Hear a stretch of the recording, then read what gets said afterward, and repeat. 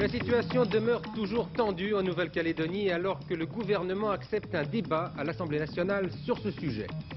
Fin du voyage de François Mitterrand en Syrie, les chefs d'État français et syriens insistent sur la volonté de dialogue en dépit de divergences sur les problèmes du Proche-Orient. La fausse sortie de Yasser Arafat, ce matin il démissionnait et cet après-midi il était réélu à la tête de l'OLP. Enfin, Paris est ce soir officiellement candidat pour les Jeux Olympiques de 1992. Mesdames, Messieurs, bonsoir. Nous allons développer ces titres dans un instant, mais dans ce journal, vous allez pouvoir suivre une interview que le Premier ministre britannique Margaret Thatcher a donnée tout à l'heure à Christine O'Krent à sa résidence du 10 Downing Street. Un entretien qui prend un relief particulier à quelques heures de l'ouverture du sommet franco-britannique qui commence demain à Paris.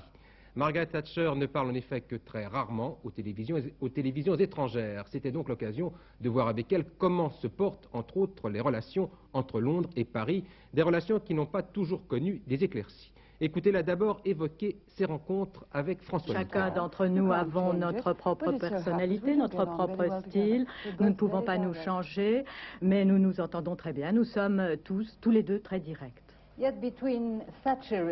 Et pourtant, entre le thatcherisme et le mitterrandisme, est-ce qu'il n'y a pas une opposition aussi nette qu'entre la gauche et la droite, le conservatisme, le socialisme? Non, pas tellement, parce qu'en fait, tous les deux, nous devons gérer des politiques financières saines. La plupart des gouvernements le font, autrement, ils ont de grandes difficultés avec les pays d'outre-mer, avec l'inflation, donc nos politiques sont finalement très analogues.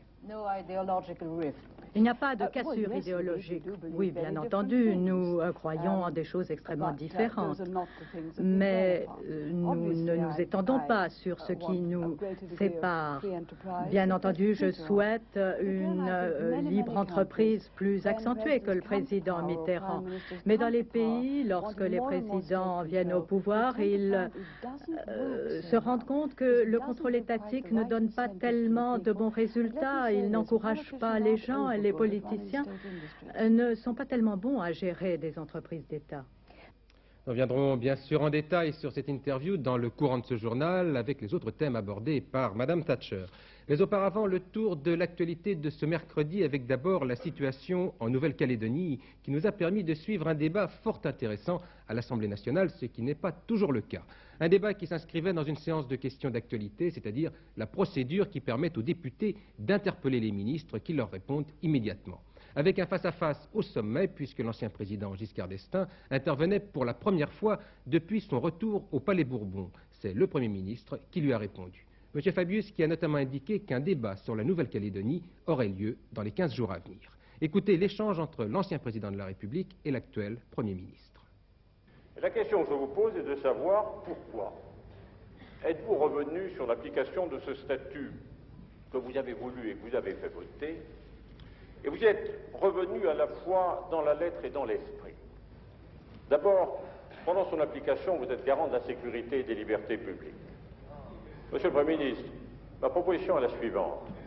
Puisque, pour vous, pour votre gouvernement, l'autodétermination paraît appeler en écho l'indépendance, permettez aux Néo-Calédoniens de pouvoir exercer librement leur choix et que nous puissions préparer, nous qui le souhaitons avec eux, une autre formule, un autre statut, une départementalisation progressive, effaçant en effet les privilèges, mais en même temps assurant l'égalité progressive des chances de toutes les communautés, la communauté kanak, les autres, et la communauté des Français vivant sur place.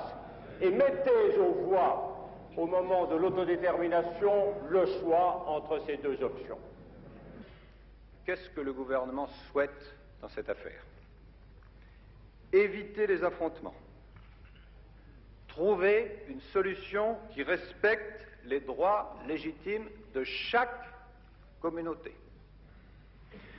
Et je voudrais, si vous le voulez bien, parmi les nombreux commentaires que ce difficile dossier a fait jaillir, vous en citer un qui m'a plus particulièrement touché. La difficulté du problème ne date pas de mai 1981, et donc tous les gouvernements depuis ces 2 dernières décennies, ont une part de responsabilité. D'autre part, parce que rien ne doit être fait ou dit qui puisse rendre le climat plus tendu. Ce texte est de M. Stasi. Je constate, Monsieur le Président Giscard d'Estaing, qu'aujourd'hui, vous ne pouvez pas, ou pas encore, être d'accord avec le gouvernement de la France. Je souhaite que vous soyez au moins d'accord avec M. Stasi. Oui, j'ajoute que l'ambassadeur d'Australie en France a été convoqué aujourd'hui au Quai d'Orsay pour s'expliquer sur les déclarations du ministre des Affaires étrangères d'Australie. Celui-ci avait déclaré que la Nouvelle-Calédonie représentait l'un des derniers vestiges du colonialisme dans le Pacifique Sud. Le Quai d'Orsay lui a donc rappelé qu'il s'agit là d'une affaire qui relève seulement de la souveraineté française. Sur le terrain, la situation demeure toujours très tendue et 8 jours après les élections, la moitié du territoire demeure paralysée par des opérations du Front de libération kanak. C'est notamment le cas sur l'île de Lifou, où le sous-préfet des îles Loyauté est retenu depuis maintenant 6 jours avec sa famille. Le ministre de l'Intérieur est toutefois parvenu à le joindre aujourd'hui au téléphone. Nos envoyés spéciaux Jean-Michel Mercurol et Henri Gallet étaient, il y a quelques heures encore, sur cette île de Lifou. Voici leur reportage. Lifou, l'une des îles Loyauté au large de la Nouvelle-Calédonie. Le jour des élections, c'est là que des urnes ont été brûlées. C'est là aussi, depuis maintenant une semaine, que le sous-préfet Jean-Claude Demare est séquestré par le FLNKS. Pour la première fois, des caméras sont admises à le filmer un court instant. On lui permet depuis peu de prendre ses repas chez lui, mais pour aussitôt le reconduire vers son bureau étroitement surveillé par des militants. Jean-Claude Demare est martiniquais. Venu en poste à Lifou il y a 3 ans, il entretenait jusque-là de bons rapports avec les Mélanésiens. En le détenant, les indépendantistes kanaks de Lifou veulent marquer leur déception vis-à-vis du pouvoir de Paris. Selon eux, la promesse de reconnaître leur droit à l'indépendance n'a pas été tenue. Les indépendantistes s'affichent déterminés. Ouais, je suis prêt pour mourir pour mon pays. Nous sommes des résistants du FLNKS. Et notre objectif, c'est l'indépendance kanak socialiste. Bon, le gouvernement français, depuis quelque temps, ne cherche pas à nous comprendre. Et c'est la raison pour laquelle nous sommes sortis sur le terrain et faire des actions dans le sens d'amener notre pays à l'indépendance kanak socialiste. Au pied de la grande case de la mairie, les responsables du Front indépendantiste se livrent maintenant à de grandes séances d'explication politique. À l'aide de schémas, ils décrivent à l'Assemblée des tribus la situation. D'un côté, le gouvernement légal de Dick Ukwe, issu des urnes, et qui accepte, lui, de jouer le jeu des institutions. De l'autre, le gouvernement provisoire de Jean-Marie Tjibaou, qui se bat pour l'émancipation du peuple kanak, avec cette condition que seuls les Mélanésiens aient le droit de vote pour le référendum. Nous, Kanaks, nous avons une civilisation. C'est une civilisation humaine. Et nous, on ne peut pas chasser comme quelqu'un qui vient. C'est pas possible. Vous ne pouvez pas chasser les Caldoches, par exemple, qui vivent ici avec vous? Non, non, non, pas du tout. Cela dépendra de leur attitude vis-à-vis de nous. La situation semble bloquée. Faute de communication, toutes les rumeurs circulent et viennent chaque jour grossir les risques. Le chef de l'État avait réuni ce soir à l'Élysée l'ensemble du corps préfectoral et les hauts fonctionnaires de l'administration. La décentralisation est en train de réussir, a déclaré M. Mitterrand, qui a ajouté « Vous représentez l'autorité de l'État et vous devez devenir les chefs de guerre de la bataille administrative pour créer des emplois ». François Mitterrand qui a achevé tout à l'heure son voyage officiel en Syrie, un voyage très contrasté, marqué pourtant par la volonté de dialogue entre Paris et Damas, et cela malgré les divergences très nettes sur les solutions qu'il faut apporter au conflit qui ensanglante le Proche-Orient. Un voyage qui aura au moins permis de mettre les choses au point et de relancer les discussions entre la France et la Syrie. Sur place, Georges Bortoli. L'on peut se trouver dans une capitale du monde arabe et affirmer que la France reste fidèle à ses engagements vis-à-vis d'Israël. C'est ce que devait faire François Mitterrand qui, au sortir de cette mosquée des Omeyyades, un des hauts lieux de la culture arabe, a réaffirmé son amitié pour l'Israélien Shimon Peres, sans se priver pour autant de critiquer certains aspects récents de la politique israélienne. On peut se trouver en Syrie, cette Syrie dont la lourde présence pèse sur le Liban, et affirmer que le Liban a droit à la souveraineté et à l'indépendance. Tout cela, François Mitterrand devait le dire dans la conférence de presse qui a marqué la fin de son séjour à Damas, une conférence de presse à laquelle le président Hafez el-Assad a tenu à participer, ce qui de sa part est une attention assez exceptionnelle. Le président syrien a affirmé que la Syrie n'était pour rien dans l'attentat de la rue Marbeuf en 1982 à Paris, mais il s'est refusé à condamner globalement les attentats commis au Liban et dans les territoires occupés, qu'il assimile dans certains cas à des actes de résistance. De son côté, François Mitterrand a expliqué pourquoi, malgré les différends franco-syriens, il avait choisi de reprendre le dialogue. À partir de là, il faut choisir. Est-ce qu'on évite l'explication? Est-ce qu'on la refuse? Ou est-ce que, et naturellement, les choses s'aggravent? Ou est-ce que, tenant compte à la fois des réalités et d'un passé très riche de relations actives entre la Syrie et la France, il ne vaut pas mieux engager le dialogue? Notre devoir est de rechercher comment contribuer à l'équilibre mondial. Et dans cet équilibre mondial, il y a au premier chef le Moyen-Orient.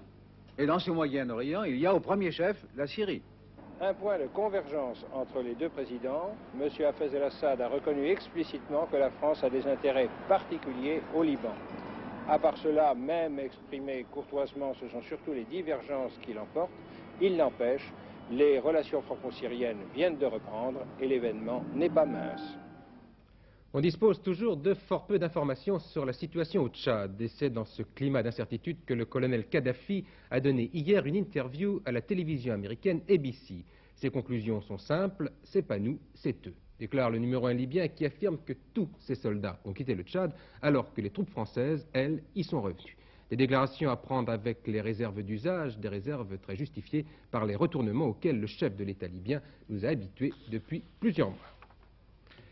Retenez-moi où je m'en vais, c'est à peu près le langage qu'a tenu aujourd'hui Yasser Arafat devant le Conseil national palestinien. Le chef de l'OLP s'est donc livré à une de ces fausses sorties qu'il affectionne et qui lui a permis d'être réélu à la tête de l'OLP sous un tonnerre d'applaudissements. Jean-Marc Idouze. Tout est dans la manière de savoir se faire désirer. Si vraiment vous insistez, je reste. Et voilà, bousculade, acclamation, opération démission réussie. Après quelques heures de suspense, le chef historique de l'OLP se fera une douce violence et reviendra sur sa menace de démission. Résultat, véritable plébiscite pour Yasser Arafat devant le Parlement palestinien à Amman, que ceux qui parmi ses propres partisans grognent ou doutent se le tiennent pour dit, Arafat reste en selle. Il leur faudra désormais taire leurs critiques. Beaucoup, par exemple, n'ont pas pardonné à Yasser Arafat son séjour en Égypte, pays dénoncé pour avoir signé la paix avec Israël. Voilà donc Arafat de nouveau à la barre. Sa victoire sera bien accueillie dans les territoires occupés par Israël, mais elle lui suffira difficilement à séduire les opposants de l'extérieur, palestiniens dissidents ou pro-syriens, qui, à Damas, souhaitaient la fin de Yasser Arafat. Au Chili, la 12e journée de protestation contre le régime du général Pinochet a été très médiocrement suivie, rien de comparable en tout cas avec les manifestations précédentes. Il est vrai que depuis plusieurs semaines, le Chili est en état de siège et que l'armée patrouillait hier dans les rues, ce qui n'a pas empêché de très brefs accrochages. Bernard Benyamin. Peut-être faudrait-il parler de deux pays qui ont existé hier au Chili côte à côte à l'occasion de la première des 2 journées de protestat. La plupart du temps, c'est le calme qui a prévalu à Santiago. Les transports en commun fonctionnaient normalement et les commerçants avaient ouvert leurs boutiques.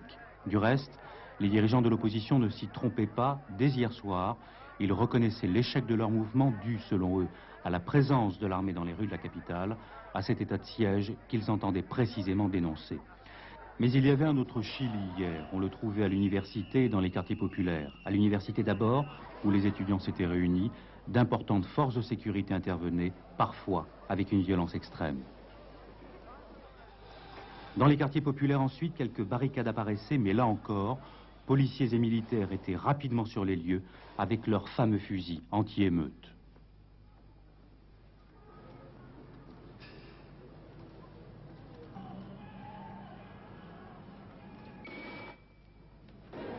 Au même moment, dans la petite ville d'Arica, au nord Chili, le général Pinochet participait à un office religieux. Les dernières informations en provenance de Santiago l'avaient rassuré. Nous revenons maintenant à l'interview de Margaret Thatcher, une interview qu'elle a donnée tout à l'heure à Christine O'Krent à la veille de l'ouverture du sommet franco-britannique qui se tient demain à Paris et quelques jours avant le sommet européen de Dublin. Madame Thatcher qui a donc abordé tour à tour les relations franco-britanniques, nous l'avons entendu, les échéances européennes, mais aussi les foyers de tensions internationaux et la situation sociale en Grande-Bretagne. Vous avez lutté contre les syndicats de mineurs au nom de la modernisation, pendant une grève qui dure depuis plus de 9 mois. Est-ce que la modernisation vaut les sacrifices?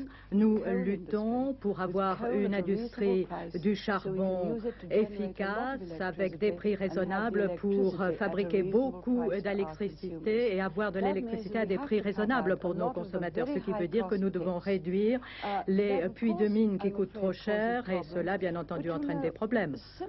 Mais des problèmes analogues existent dans d'autres industries. Si vous ne pouvez pas vendre le produit au prix auquel vous le produisez, évidemment, vous devez réduire votre production. Et je dois dire que le président Mitterrand coupe presque de moitié les mines en France. Donc nous avons des objectifs très analogues dans ce domaine. Et pourtant, l'Église d'Angleterre a dénoncé le désespoir d'une société où les choses matérielles semblent acquérir une importance plus grande que les êtres humains. Pour quelle raison êtes-vous si ferme sur vos principes? La raison est très simple. Nous tous devons gagner notre vie en vendant soit des biens et des services à un prix que les autres sont disposés à payer. Or, si chaque industrie dit « je veux une subvention », qui est-ce qui va payer, financer la subvention? La plupart des industries et des services devraient être en mesure de se financer elles-mêmes et d'avoir un excédent. Cet excédent va à l'État pour payer les services sociaux, la défense, mais vous ne pouvez pas gérer un État avec des gens qui souhaitent avoir plus de services qu'il n'y a de possibilité de fournir ces services. C'est le devoir, oui, je dis bien le devoir de chaque industrie d'être gérée avec profit, et si cela n'est pas le cas, eh bien parfois il appartient au gouvernement de dire est-ce que vous avez un avenir? Si vous avez un avenir, nous vous aiderons pendant la période difficile. Autrement, il faut peu à peu fermer ces industries. En Europe, il est inutile de verser de l'argent dans les industries d'hier, et cela aux dépens des industries de demain. Le colonel Kadhafi a, dit-on, appuyé très activement les syndicats miniers dans ce pays. Est-ce que vous iriez voir Kadhafi pour lui dire « arrêtez de vous ingérer dans nos affaires intérieures » Nous avons été très scandalisés lorsque notre syndicat des mineurs a été dit avoir accepté de l'argent venant de la Libye. La Libye a utilisé son ambassade dans les villes à Londres pour perpétrer des meurtres. Donc nous avons rompu les relations diplomatiques. Et nous avons été extrêmement scandalisés de constater qu'un syndicat très célèbre s'est rendu dans un pays qui avait perpétré ce genre de meurtre à partir de son ambassade à Londres. Donc vous ne chercherez pas à entamer des négociations avec le colonel Kadhafi. Des négociations sur quoi? Sur sa tendance à s'ingérer dans vos affaires intérieures. Non, je ne négocierai pas avec le colonel Kadhafi à ce propos. Nous avons fait connaître notre opinion au syndicat des mineurs. Un grand nombre de mineurs ont été extrêmement choqués. Et je me souviens du moment où Fletcher a été assassiné dans la rue par le colonel Kadhafi. Un grand nombre de personnes ont vu cela, certains ont été blessés. Vous ne pouvez pas avoir de bons rapports avec des pays qui se comportent de cette façon. Il y a un sommet européen qui aura lieu à Dublin la semaine prochaine. Maintenant que vous avez gagné votre combat en matière de budget de la communauté, que vous avez récupéré vos fonds, est-ce que vous avez l'intention de continuer à lutter, notamment dans le domaine de la politique agricole? La politique agricole absorbe 70% du budget de la communauté. Je dirais que ce sont les autres secteurs de l'économie qui peut-être ont des plaintes à émettre à propos du fait que l'agriculture absorbe 70% et qui peut-être se plaignent du fait que nous ne devrions pas gérer une politique qui produit des montagnes de produits alimentaires que nous ne pouvons pas consommer et qui coûtent beaucoup à emmagasiner. C'est insensé. Je souhaite que cela soit géré efficacement pour l'industrie agricole. Une industrie efficace ne produit pas des montagnes de beurre, de bœuf, de poudre de lait. C'est absolument insensé et ce n'est pas juste pour ceux qui doivent fournir les fonds. Vous savez que votre surnom en France, comme ailleurs, c'est la Dame de Fer. Est-ce que c'est une image qui vous blesse parfois ou bien est-ce que c'est quelque chose au fond qui consolide votre image?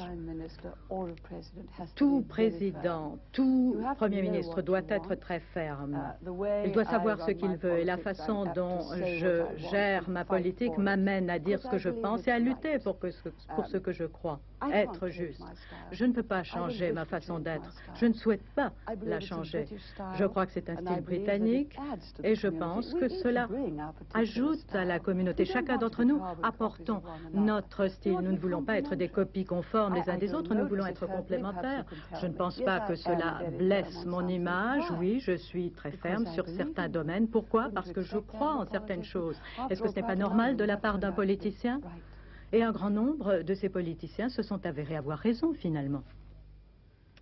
Voilà donc pour cette interview du Premier ministre britannique qui sera à Paris demain pour le sommet franco-britannique. Revenons au reste de l'actualité de ce jour maintenant avec une histoire étonnante qui évoque un film que vous avez peut-être vu. Il s'agit de War Games où l'on voit un jeune lycéen passionné d'informatique prendre le contrôle de l'ordinateur du Pentagone. Une histoire qui paraît folle bien sûr, pourtant un journaliste du Canard enchaîné a fait un peu la même expérience, toute proportion gardée. C'est la banque de données du commissariat à l'énergie atomique, le CEA, qui l'a piraté, utilisant comme ordinateur un simple Minitel.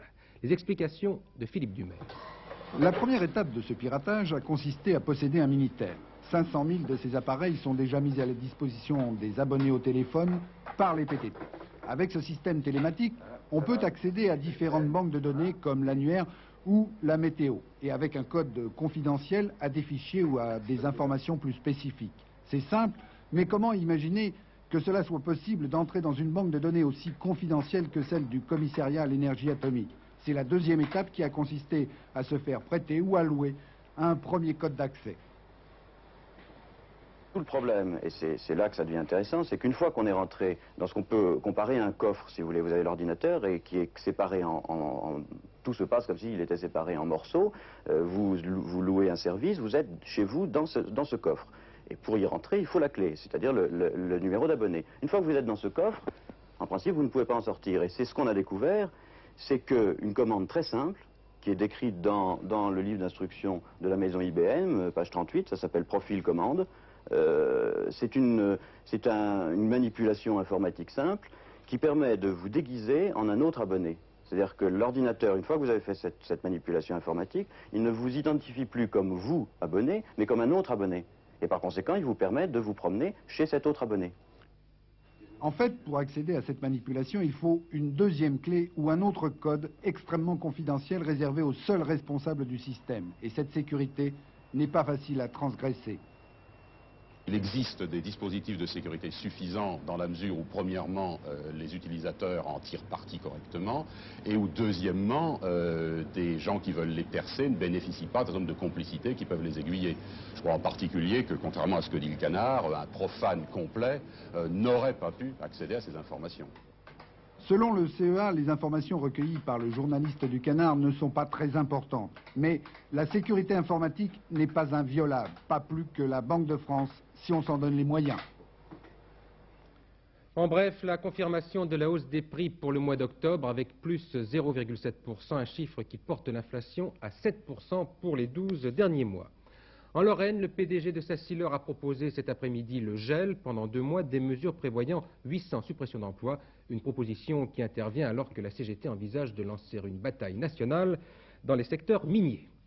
Edmond Maire critique Jean-Pierre Chevènement dans une interview publiée par notre confrère Le Monde dont la grève est d'ailleurs suspendue jusqu'au 6 décembre. Dans cette interview, le leader de la CFDT se demande si les tenants des thèses actuellement en vogue ne sont pas en train de faire le lit de l'école privée. Edmond Maire qui critique violemment l'élitisme républicain prôné par Jean-Pierre Chevènement. Au chapitre des faits divers, 64 tombes ont été profanées la nuit dernière dans un cimetière israélite de Nice.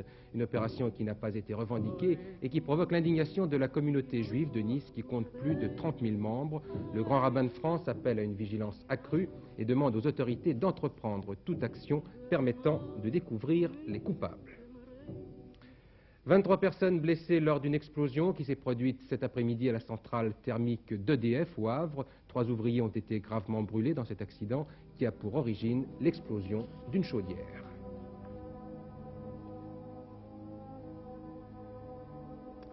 Tout autre chose maintenant avec la candidature de Paris pour les Jeux Olympiques de 1992. On l'avait souvent évoqué, on l'avait beaucoup souhaité et c'est aujourd'hui officiel après un accord passé entre la capitale et l'État pour l'éventuel financement de ces Jeux.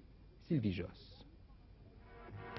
Le dernier grand rassemblement olympique en France remonte à 1968. Le mardi 6 février, alors qu'Alain Calmat allume la flamme, le général de Gaulle inaugure les Jeux d'hiver. L'ouverture des 10e Jeux Olympiques d'hiver de Grenoble. Parmi les infrastructures en place pour ces JO de 92 à Paris, le Palais Omnisport de Bercy, le Parc des Princes, Roland-Garros, Coubertin et le Palais des Sports de la Porte de Versailles. Restent à construire un stade de 80 000 places pour l'athlétisme dans le bois de Vincennes, un stade nautique, 2 centres de presse.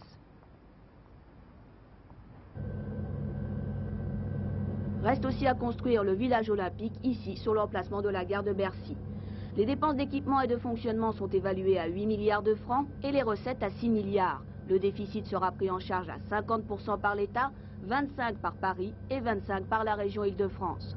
Pour Jacques Chirac, ces Jeux seront non seulement ceux de Paris, mais aussi ceux de toute la France. L'expérience constante montre que lorsqu'il y a un objectif clairement défini, les Jeux olympiques étant naturellement le meilleur en matière sportive de ces objectifs, il y a une sorte de mobilisation générale des sportifs, de la jeunesse, une espèce de tension qui conduit à se dépasser et à ceci pour avoir de bons résultats. Et que cela donne un coup de fouet salutaire à l'ensemble du sport dans un pays. 5 autres villes sont candidates à ces Jeux de 92. Parmi elles, la favorite est Barcelone, la ville du président du comité international olympique, M. Samaranch. La décision définitive sera prise en octobre 86. Il nous reste 15 mois pour pouvoir effectivement montrer que candidature de Paris devant Amsterdam, devant Barcelone, devant Brisbane en Australie et devant New Delhi est de loin, bien évidemment, la meilleure candidature. Les pronostics du quartet maintenant de demain qui se court à Vincennes dans le prix du Languedoc. Il y a 20 partants et Pierrette Braise vous suggère de jouer le 12, le 11, le 4, l'As, le 15, le 16, le 17 et le 19. Voilà la météo maintenant en compagnie de Laurent Boussier. Oui, et l'hiver n'en finit pas d'arriver. Nous sommes encore en sursis entre Moscou d'un côté où il fait moins 24 et la mer d'Irlande où le vent souffle à plus de 100 km/h. Nous vivrons demain encore dans un havre de douceur. Regardons la photo satellite. L'anticyclone qui est sur l'Europe du Sud et de l'Est nous protège des perturbations atlantiques. Le front froid qui était aujourd'hui sur toutes les régions du nord-ouest va venir mourir demain sur le massif central, on n'en parlera plus. À l'avant, c'est un temps, c'est de l'air sec, donc du beau temps. À l'arrière, c'est un temps de traîne, de l'air instable, avant l'arrivée d'une nouvelle perturbation qui abordera demain les côtes de Bretagne. Ce qui nous donne pour demain une carte du temps prévu où il y a quand même beaucoup de soleil. Du soleil sur toutes les régions méditerranéennes, des brouillards le matin avec quelques gelées sur l'Alsace, la Lorraine et la Franche-Comté. Un peu plus à l'ouest de la Lorraine et de la Picardie, aux Pyrénées, un temps un peu plus couvert avec quelques petites pluies le matin, mais aussi de belles éclaircies. Enfin, sur l'ouest du pays, un temps relativement beau. Avant, je vous le disais, l'arrivée dans la soirée d'une nouvelle perturbation. Les vents de sud-ouest qui soufflaient entre 40 et 45 km/h passeront à 60-65 km/h, donc attention sur les côtes de la Manche, et la pluie reviendra également. Les pressions sont stationnaires, les températures sont pratiquement identiques à celles d'hier, de 9 à 13 degrés sur la moitié nord du pays et de 13-11 degrés jusqu'à 18 degrés sur la moitié sud, 18 degrés à Nice. Vous voyez, ça ne change absolument pas. Notre agenda pour terminer, demain c'est le jeudi 29 novembre, le soleil se lève à 8h19, se couche à 16h57, moins 2 minutes de soleil, et c'est la Saint-Saturnin qui est le patron de Toulouse. Et puis on apprend qu'il y a eu une coupure de courant sur Paris, ce qui explique que vous y ayez peut-être été privé pendant quelques secondes d'images sur le sujet consacré aux Jeux Olympiques en 1992 à Paris. C'est Hervé Claude qui vous présentera le dernier journal aux environs de 23h20. Demain, toujours les mêmes rendez-vous avec l'information à 12h45 et à 18h30. Bonsoir, à demain 20h.